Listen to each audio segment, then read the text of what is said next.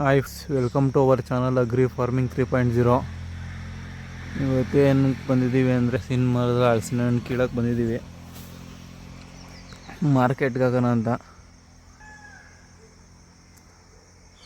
ದೊಡ್ಡದು ಮರ, ಹಗ್ಗ ಕಟ್ಟಿ ಇಳಿಸ್ತಾ ಇದ್ದೀವಿ.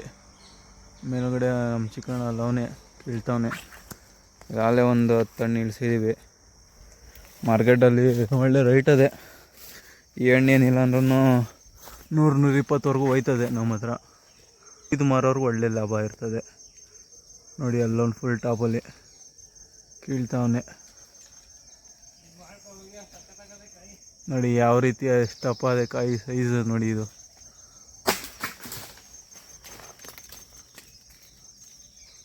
ಬಿಡೋ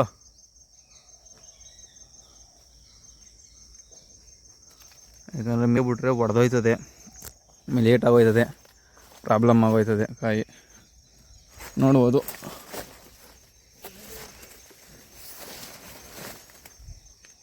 ಅಲ್ಲೇ ಅದನ್ನು ರೆಂಬೆ ಮೇಲೆ ಕೆಸ್ಕೋ.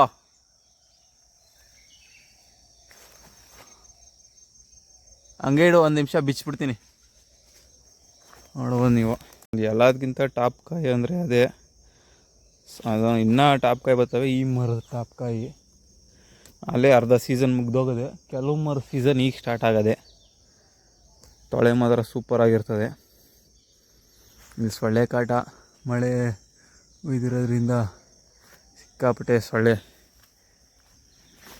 ನಿಮ್ಮ ಕಡೆ ಹಲಸಿನ ಹಣ್ಣು ಯಾವ ರೀತಿ ತಗೋತಾರೆ? ಉಂಡೆ ತಗೋತಾರ, KG ತಗೋತಾರ, ಇಲ್ಲ ಕುಯ್ದು ಮಾಡ್ತಾರ? ಕಮೆಂಟ್ ಮಾಡಿ ನೋಡೋಣ. ಒಂದು 60-70 ಅಡಿ ಇರಬೇಕು ಈ ಮರ.